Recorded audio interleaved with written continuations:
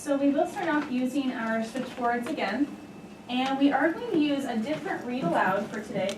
We have been using the listening walk to document some of those good sound words, those sensory words that the author was using to communicate to us, the listener and the reader. But I'm going to switch it up today to make a connection to what you've been doing in social studies and thinking about your community and thinking about maps. Maps of your playground, maybe even maps of your classroom. So I have a book, The Sound Around Town. So just like yesterday when I asked you to note take some of the sound words that you heard from the listening walk, I'd like to see you do the same thing as you read a few pages of The Sounds Around Town. Now I'm guessing that some of the sounds might be different, but some might be the same that our character was listening and experiencing in a listening walk. So let's find out. Again, you can use your organizer if you want to take notes, or you can flip it over to the blank side and take some notes on your own. Whatever works for you. When the sun comes up, the birds start to sing. Tweet, tweet, tweet. Try it. A new day begins. Now what I like about this mentor text, this book, I like that the author not only gives me good words to communicate, but the author also has some text features that you've been working on adding to your own writing and writing workshop. I see some labels. So the author hasn't just communicated to us some of the words, those sound words, the author has also labeled different parts of the room that she's talking about. And so she's used text features as well. Something we might normally see in more of a nonfiction or an informational book. So it's interesting to see that a narrative author, someone writing about more of a perhaps fictional piece or realistic fiction, is using text features. So I thought that was interesting about this book. Morning with Daddy is lots of fun. We eat up our breakfast. Num, num, num. Num, num, num. Try it again. Num, num, num. And then again, the authors use some neat text features. She has things like rustle, rustle, rustle of the newspaper. Try it. Rustle, rustle, rustle. She has a dog going crunch, crunch, crunch with the food. Crunch, crunch, crunch. She even has a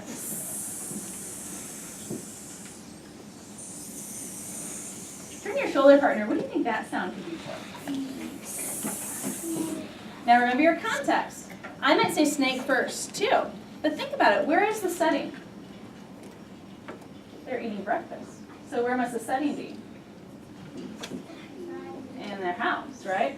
So it's unlikely it would be a snake. So turn to your shoulder partner again. What could that be? It's not a snake.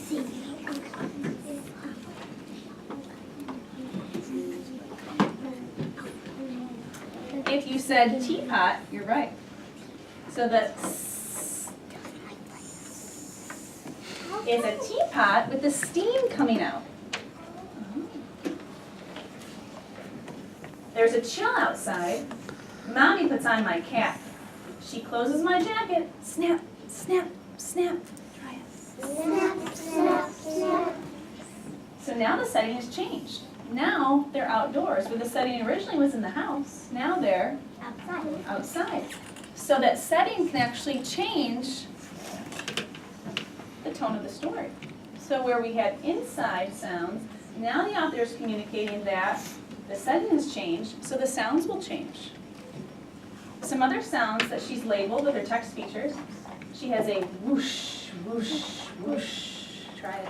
Whoosh, whoosh, whoosh. She also has a flutter, flutter, flutter, flutter. Flutter, flutter. Try it. Flutter, flutter, flutter, flutter, flutter, flutter. Turn to your shoulder partner. What could that be? You know the setting has changed. They're outside now. If you said butterfly, you're right. I'll pause for a moment to make sure that you have some notes. Remember, your job was not only to listen to the story, but also to document some of those sensory sound words that you're hearing.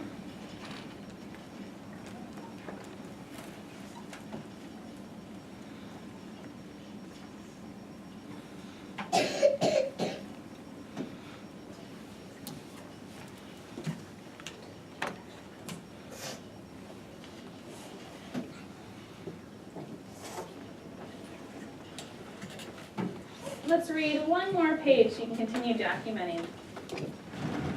So I must tell you, the setting has changed again. So first they were inside their house, now they've gone outside, and not only are they outside, they're downtown.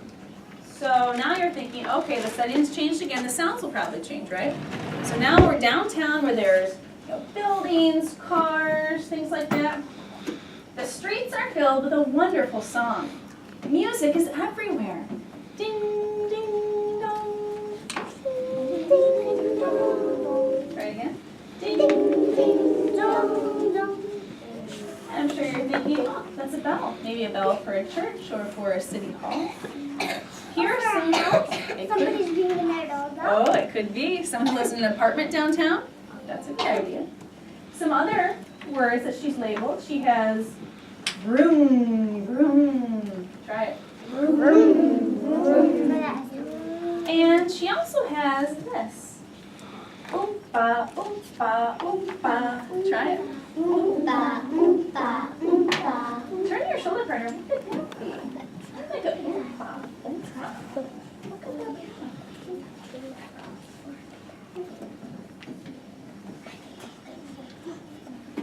If you said it was a musical instrument, or even more specifically a tuba, you're correct. Because the author is showing me, and the illustrator is showing for us that downtown there is a music school. So as the child and mother are walking downtown, they're walking past a school for music. So they would hear all those different sounds that musicians would be playing. So I thought that was really interesting to think about, because sometimes we just think about a setting when we're writing or we're officially reading something, but I think it's important to think about how the setting can really change the tone and the words and the direction of the story like it did here. We had many different sounds based on what the setting was. Would you turn to your shoulder partner, and would you share with them 2 sound words that you documented on your board? Turn to your shoulder partner and share 2 things you had.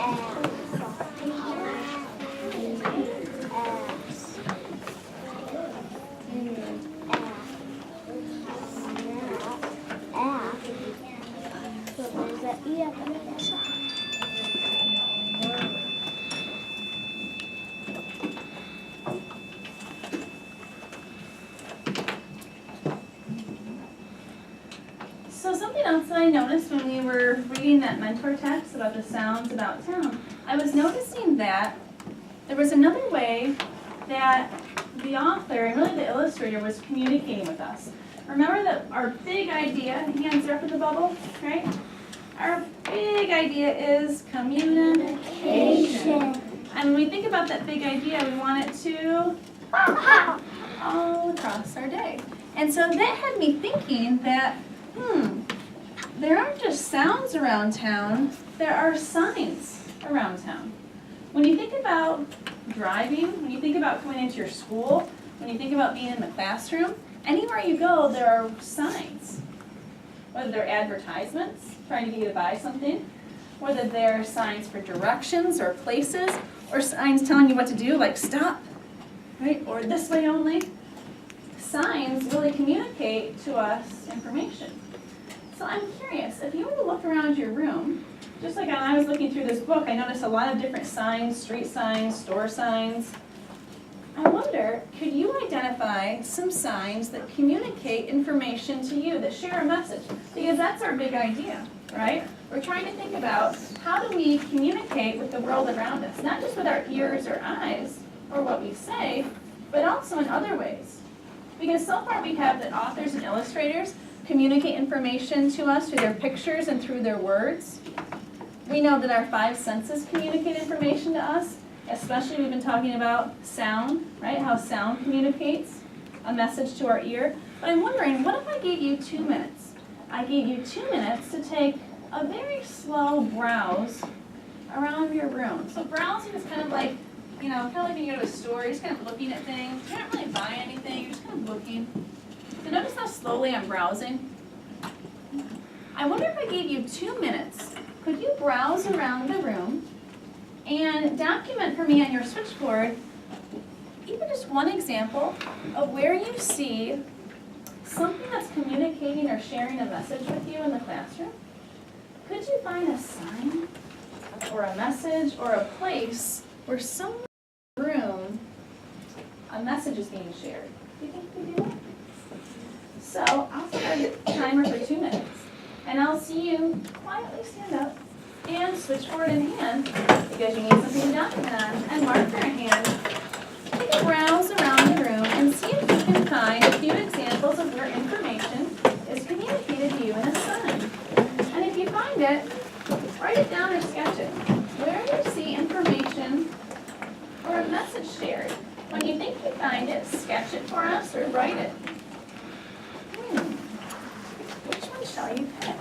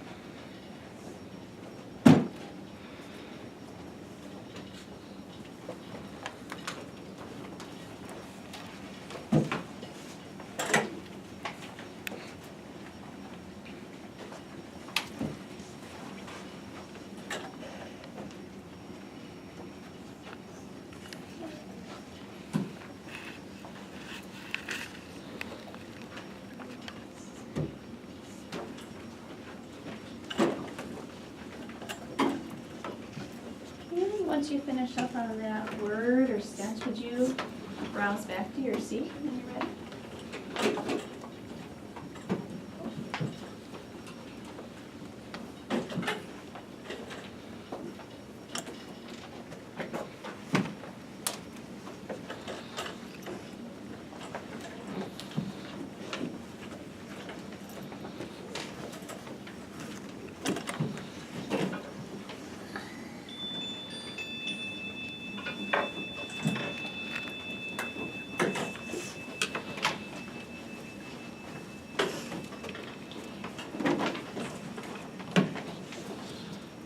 So something I'd like to see you do in order to share is first to cap your marker, so we save that nice ink.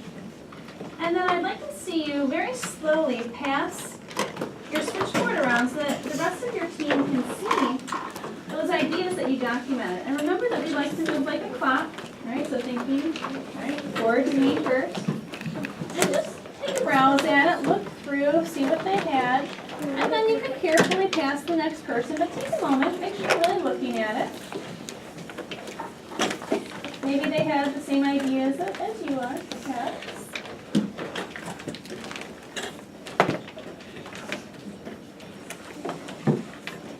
So as you're passing them around, once you get yours back, that would be enough. Right? So just want to take a quick glance.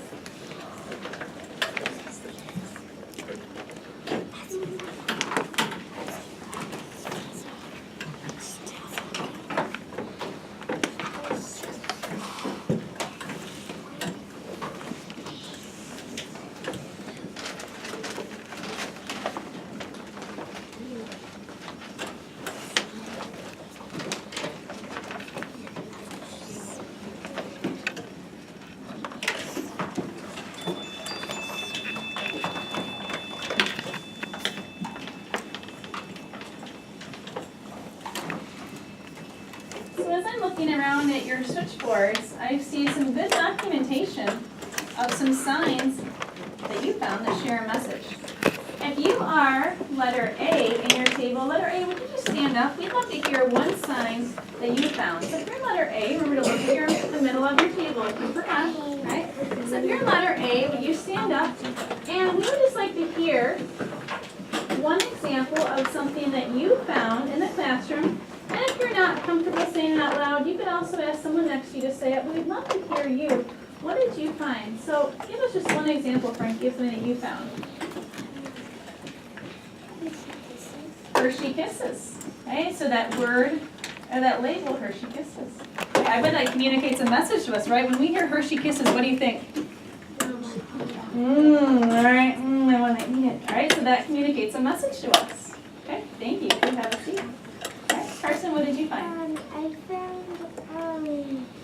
like a poster that said like math with someone.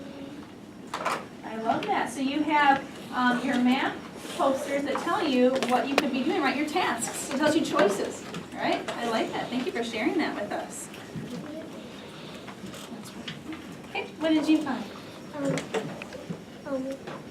Something hard, like just putting some words together to people and Oh, so even a more personal message, right? You could write a letter or a note like on Valentine's Day to someone that would definitely share a message. Thank you for sharing that. Okay, what did you find?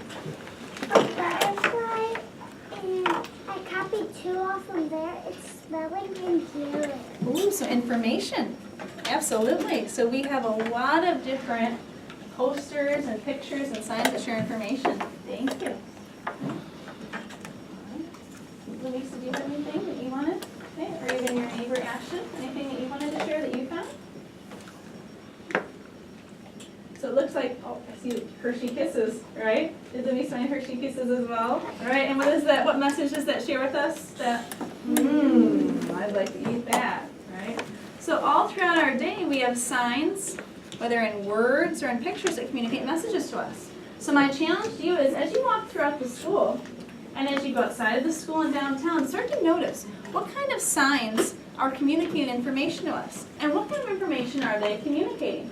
Because some signs might make us feel good, and other signs might make us feel like, gosh, I can't really do anything. There are too many rules in this place. It was a library, right? A lot of rules. Some things like, don't talk and stay quiet and don't run. And to me, that kind of sends a message of, well, gosh, I thought reading should be fun, right?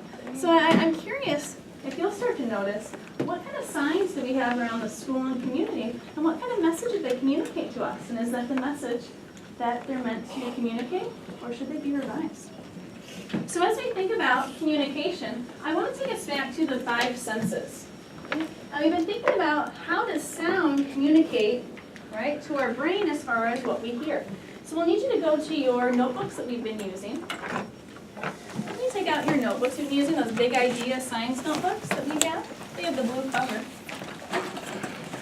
And of course you'll need a pencil in order to write in those. Make sure you have your cap on your marker so it stays fresh.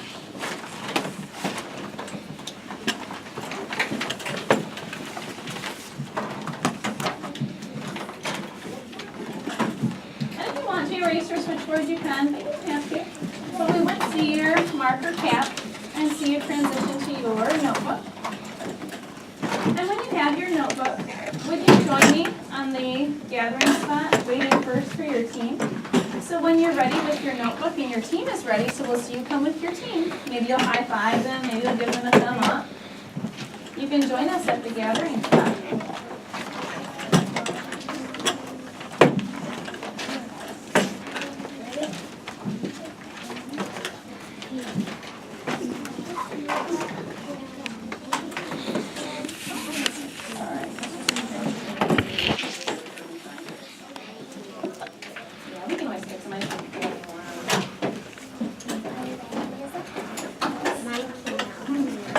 Yeah, I know the binding is starting to get a little loose, isn't it? That's a good thing. It shows you're using them.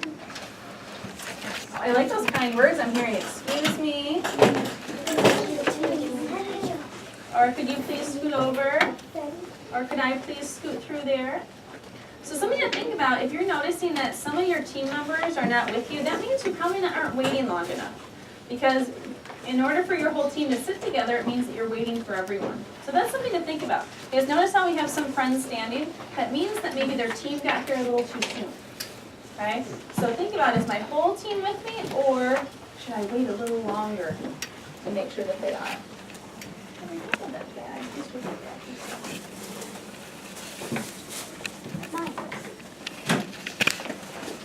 So if you take a look at Smartboard, we have a picture and our question about our experiment yesterday, where we had a piece of string and a wire. And our question was, how could a wire and string help us learn more about how sound is communicated to us? And I have some great memories of you with your hands cupped like this. You do it with me? With your hands cupped like this. Oh, does that change the sound? Say communication. Communication. Now take your hands off and try it. Communication. Do that again. Communication. Now do it. Communication. How does that sound? Talk to the person next to you. How does that sound different? Why does it sound different?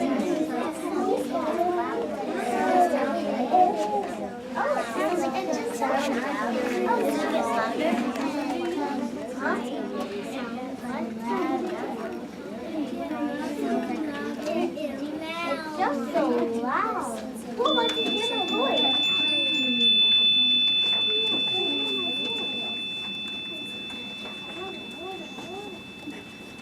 So that, in a way, connects to what we came to the conclusion about yesterday. We initially had said, and there's our big idea board over towards the back, we said, well, we think that sound has some kind of lines, right? And yesterday we revised our claim to say that we know that sound travels in waves, right? So put your hand up. Okay. Sound travels in waves. But in order for us to hear that sound, it has to hit or bounce against something, right? So, hand is up. Sound waves have to have something to vibrate against, right? And that's what we were trying to show with the wire. We were trying to show that vibration of the wire hitting the table was causing the sound wave to travel up the string and into our ears. But if we cover our ears, right, like we've been doing, it amplifies the sound in a way, right? It sounds almost like you're louder, but in reality you're not, right? You're not hearing the sound, right? Covering your ears is changing the pitch of the sound, and so it changes how we hear it. So I'm curious, what if we tried one more experiment today to really help us wrap our heads around what do we really mean by sound waves? Because if we're saying that sound travels in waves, and it must have something to vibrate against, right? Rub your hand like this. It has to have that vibration, right, for us to hear the sound. Is there one other thing that we could do to really help ourselves think about that? I think there is.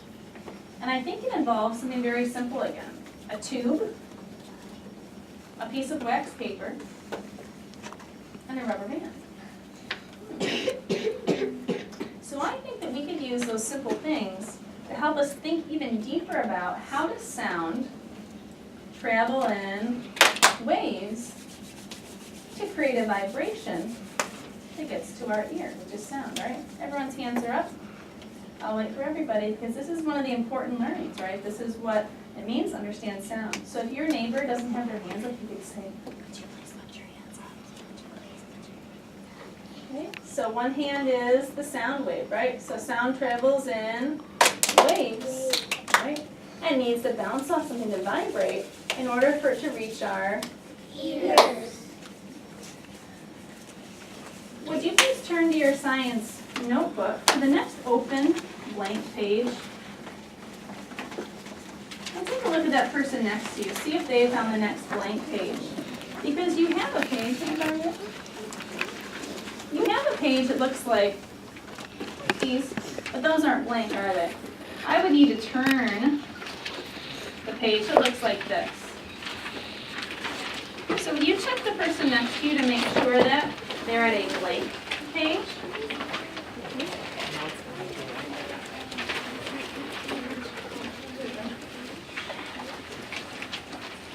All right.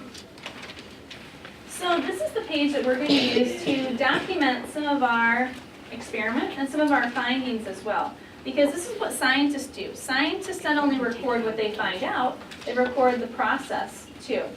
I have a quick book that I'd like to share with you before we jump into our experiment, because I really want to make sure that we're understanding the content, the science behind what we're doing with the experiment. So if you need to turn your body a little so you can see the screen, would you do that for me, please? And I'm going to say excuse me to scoot behind you so I can turn on our book.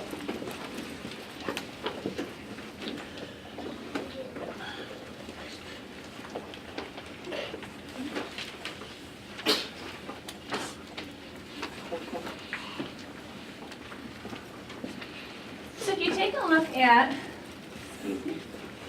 our screen, we have something that again connects to what you've been learning and practicing in your writing workshop, which is the diagram, right? You can see that the author has included a diagram in order to help us really wrap our heads around the idea of what is sound, right? So I just wanted to share this quick piece to you, kind of like a read aloud in a way, so that we can really think about how that sound travels. Because when I looked at some of the questions that we had and what we think about sound, something I noticed was that we were really wondering about, well, how does sound kind of come out, right? Because when I look at your questions, we had things like, well, we're claiming that perhaps the eardrum helps us hear, which we're saying, yep, it does, right? That sound vibrates when it hits the eardrum, allows us to hear sound. But then I had things like, well, we think that maybe teeth help us to talk, or maybe gums. Does our brain talk kind of with our ear to hear that sound? And so I thought, well, let's quickly take a look at what some scientists have said as far as what is sound to help us wrap our heads around our understanding. Okay? So I'm looking here at the words, but I'm also looking at the diagram too to make sense of how the two go together. So what is sound? Sound is made when an object vibrates. Can you show me it vibrates with your hand? What would that look like if something's vibrating? Could it be a sound like this? I think it's kind of vibrating, right? It's moving, there's energy within it, right? There's some sort of action. So sound is made when an object vibrates or moves back and forth very quickly. So that makes sense to do this, doesn't it? Can you do that with me?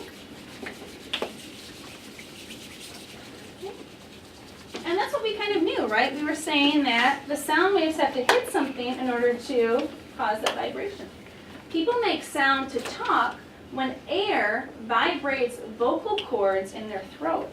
So here's where I'm going to go to the diagram because I think it's really helpful to be able to think about it. So, excuse me, Henry. So I'm looking at their label, which is a text feature you've been working on to include in your writing, right? And I'm seeing that they've labeled vocal cords right about here. So I'm imagining, you can touch your own neck too, right? I can imagine looking at the diagram and thinking, okay, vocal cords, they must be, right, somewhere perhaps right here. People make sound to talk when air vibrates vocal cords in their throat. Different vibrations in the vocal cords make different sounds. Oh.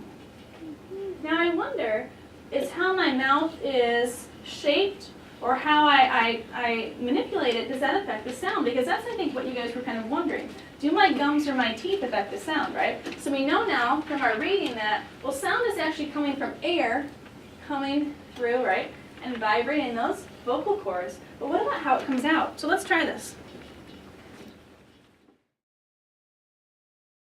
Some are adding a little bit of color. Some are challenging themselves by saying, yep, I have the label hanger and string as part of my diagram, but I might want to add sound waves, perhaps, because I was really thinking about how those sound waves were traveling through the string. Some might even be saying, I think I might even add vibration, that back and forth, right?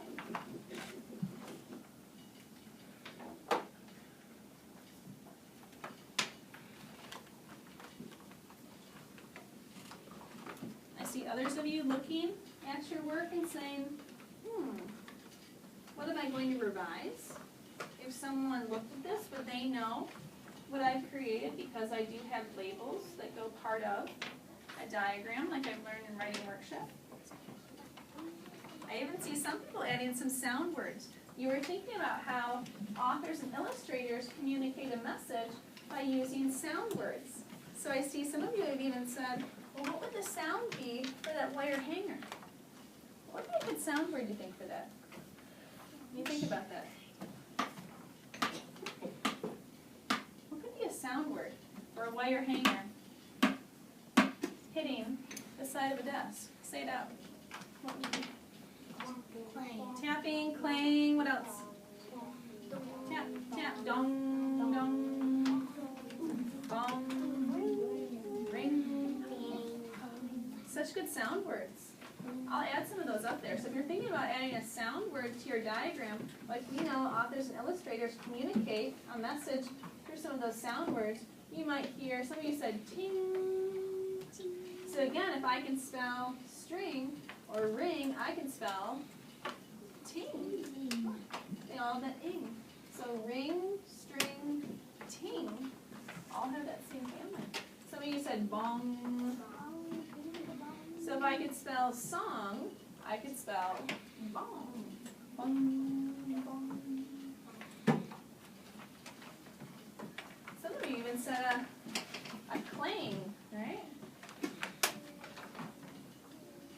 Oh, and look, the same family in hanger. Hang, clang.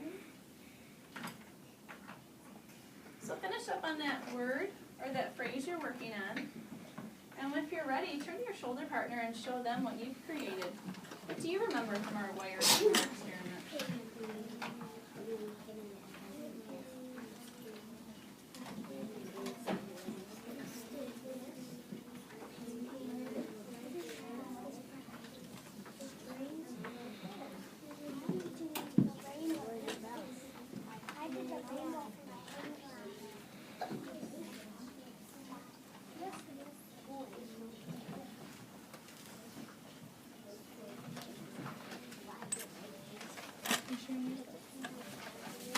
I like your idea.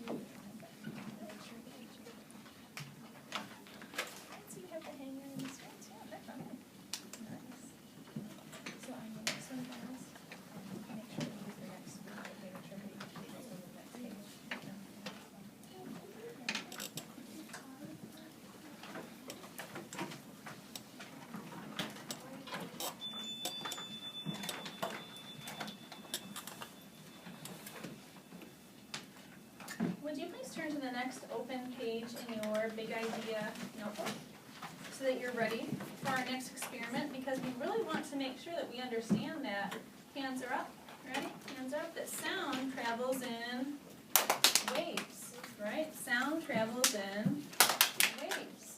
Do it with me, I'm waiting for you. Sound travels in waves. And it's that vibration that hits our eardrum that allows us to hear sound. So I have one more exploration I'd like us to try to help us really make sure that we understand that sound is communicated through our sense of hearing to our brain. Would you please join me at your gathering spot? You don't need to bring anything this time, but I want you to speak to your partner or your team. So if you'll go back to your team table, this is what I'd like to see. Okay, this is what I'd like to see. I'd like to see the entire team high five, standing up, because sometimes we high five sitting. Like I'll look at this team table right now. Some of your team members are not standing, so that tells me it might take them longer to get here. So if you wait for everyone to stand up and then high five, that'll say that, yep, we're all ready to go. Okay? So if you can do that, then you're ready to come down.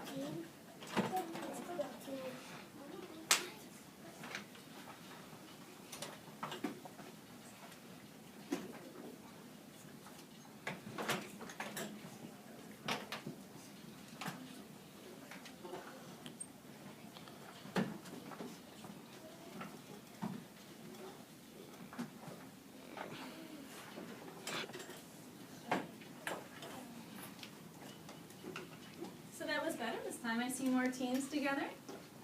So it seemed to help for some teams to really wait for all team members. I do notice though that one team doesn't have all the team members, so next time you're invited to come down, make sure you're waiting for everybody.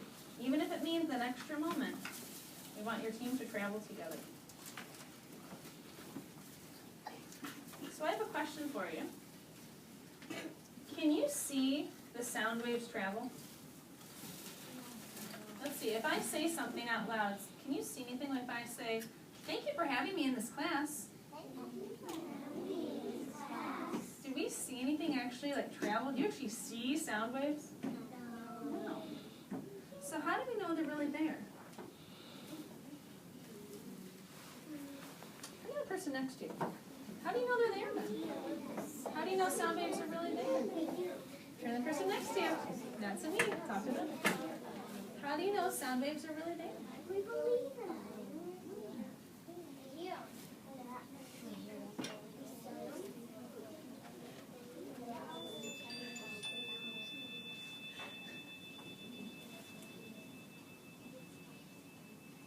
Now I heard some of you say that, well, we believe, right? We just trust that what we're reading and learning is true, which is a good thing to have, that you're trusting, but it's also something that scientists do. Scientists say, prove it. So scientists don't just say, well, I believe what the book says, or I believe what my teacher is saying. It's good to be a trusting person. When it comes to science, sometimes it's fun to say, prove it. Try it. Prove it. Okay, I'll prove it. And I'm going to use this kazoo to help me to prove it. Are you ready?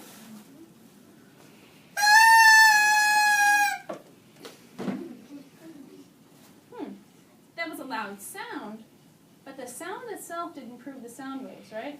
Watch this part, okay? Watch.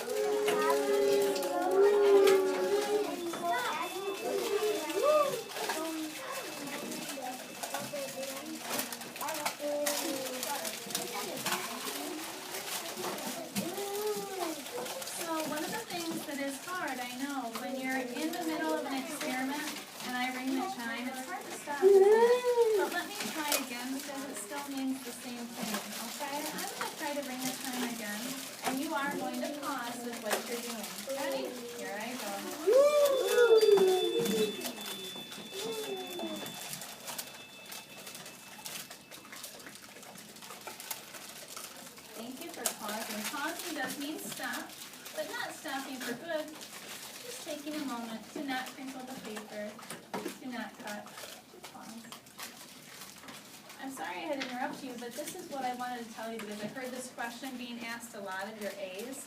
A lot of people are asking the A's, and the A's, did you raise your hand, A's? Here are the A's. A, raise your hand. A, raise your hand. Okay? If you need help at your table, the A's are told they're the ones who have to help. So if you need help cutting or wrapping or poking, the A's are the ones to help. If you feel you need another, I'll wait.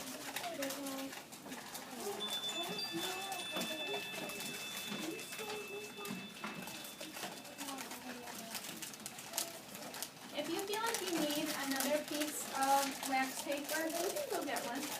If you feel, who was in charge of the wax paper?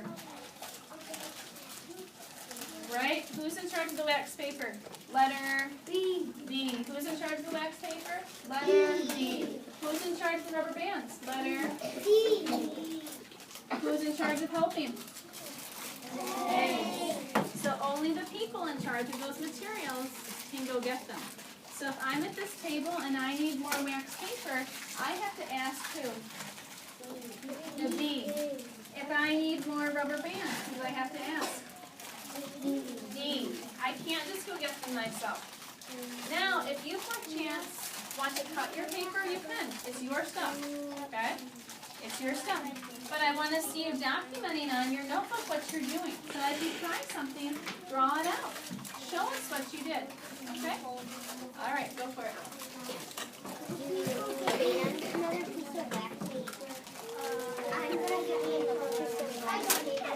Why would you do that? Okay with me?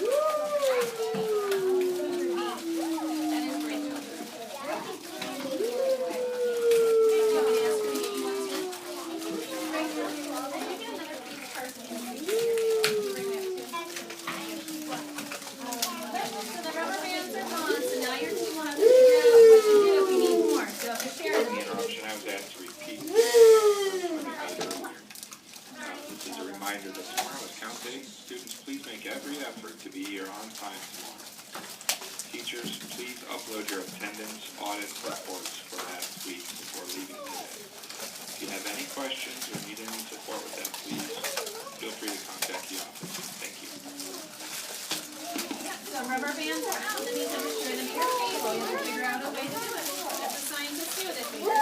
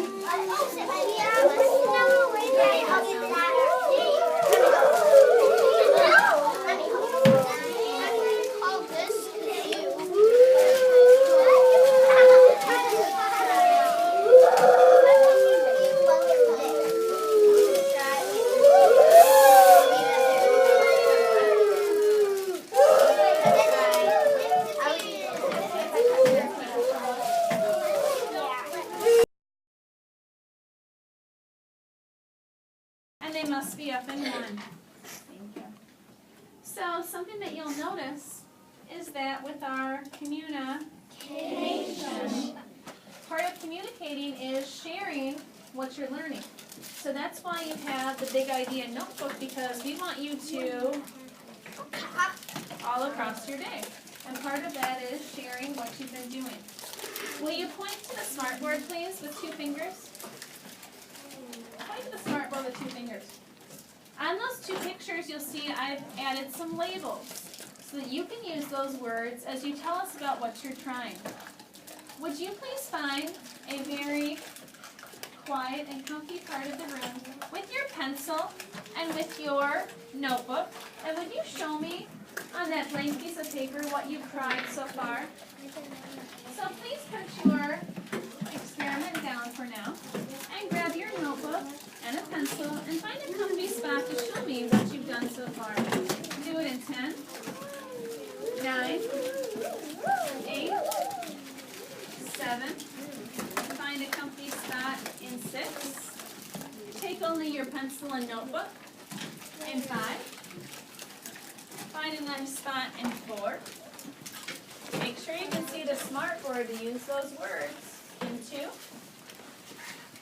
And by now you will have found your spot.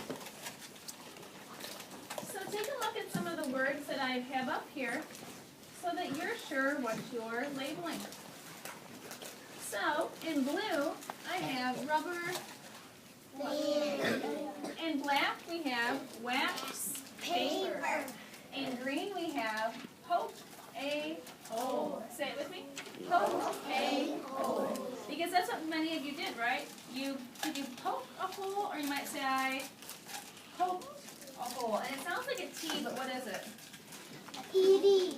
Right. So you might be using the word poke, or you might be using that D to say poke.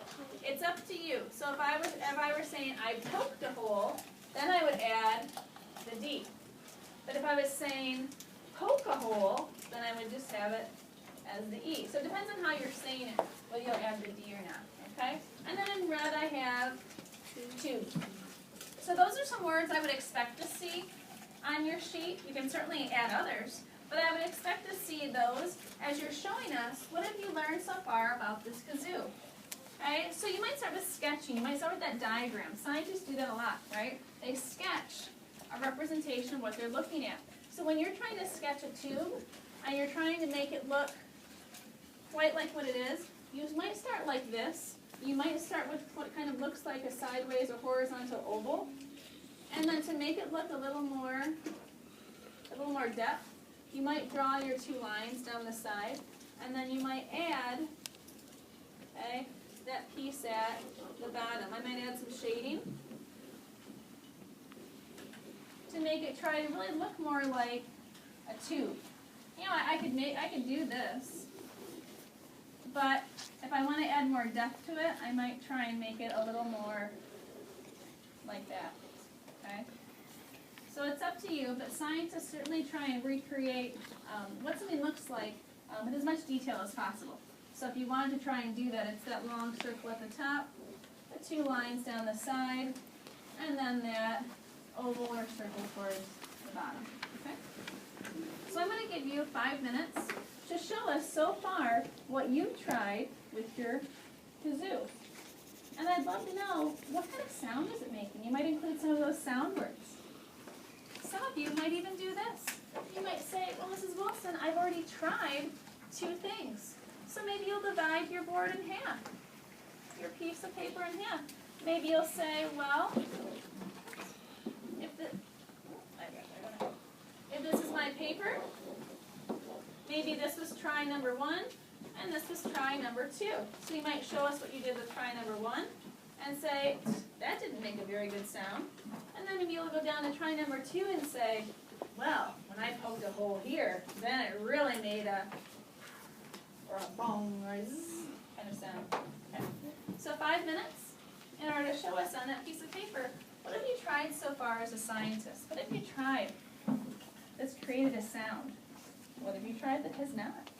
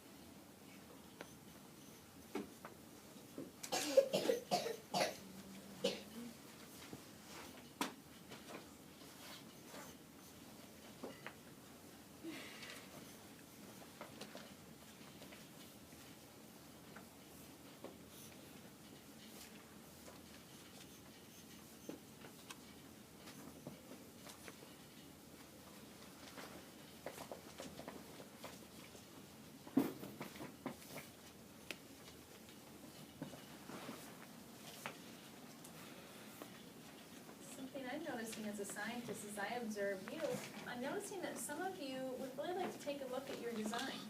So if you can handle going back to your seat, if you'd like to look at what you've created, I'm okay with that. We just won't hear any sound, okay? So if you'd like to actually look at your design while you're telling us what you've done, that's okay with me, but we will not hear any sound. We will just see you handling it, observing it, sketching it.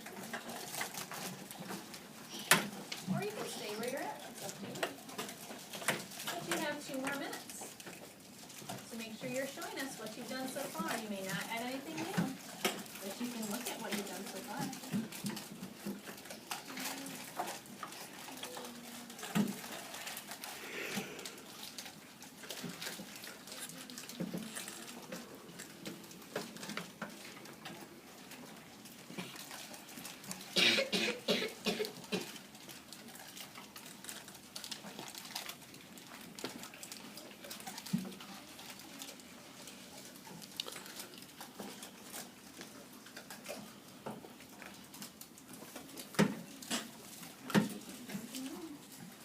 I'll repeat myself again. This is not a time to work on your design. It's a time to discuss what you've done so far and tell us if it works or not, or what kind of sound was made.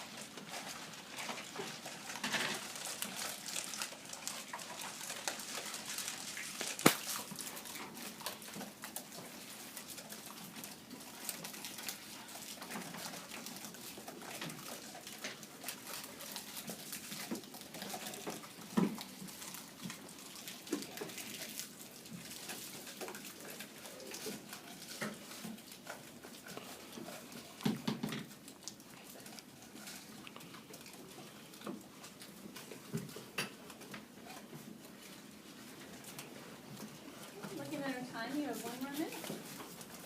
So thank you to those who are going to their notebook, they're adding details, maybe labels. They know now is not a time to work on their experiment. Now is a time to record like a scientist in their notebook.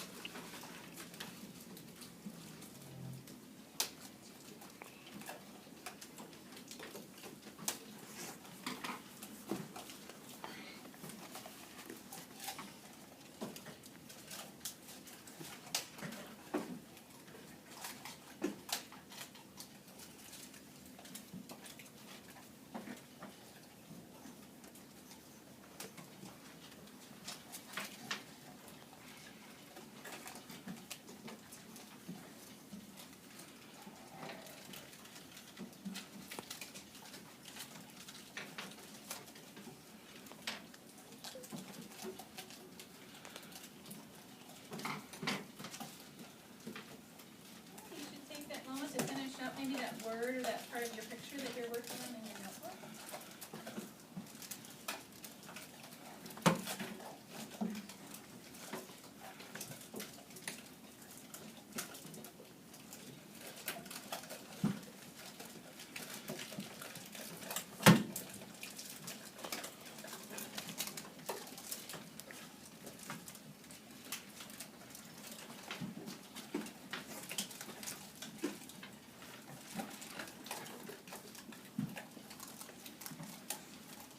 So as you turn back to your tube, right, your kazoo that you've made, I want you to turn to that person next to you and tell them why your kazoo worked like it did, or why you think it's not making a sound, because here's the difference. Some of you are making a sound just by going like, oh, and that's different from a sound that's made when you go.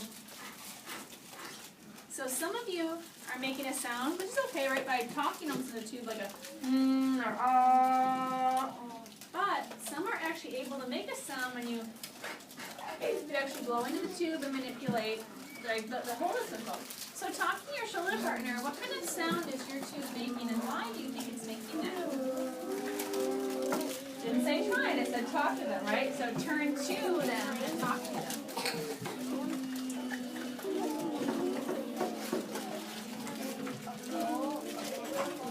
So you're using these here.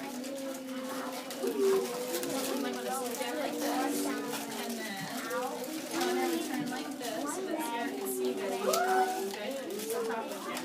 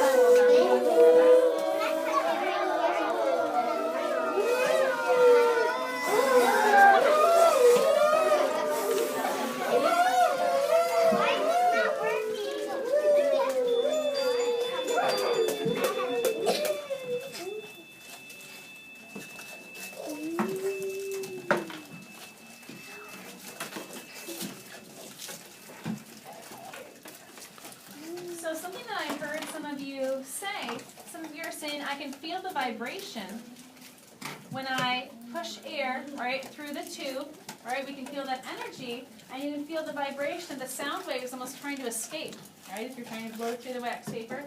Some of you are saying you hear the vibration or feel the vibration when your hand is touching perhaps one of the holes you poked, and you can feel that vibration as the air tries to escape, and it makes that sound. I am going to leave these with Mrs. Plum for her to decide when you receive them. Tomorrow, as we close our topic on thinking about sound, I will ask you to really again come back to why did your kazoo make the sound that it did? Because some of you poked a lot of holes, some of you didn't poke any, some of you had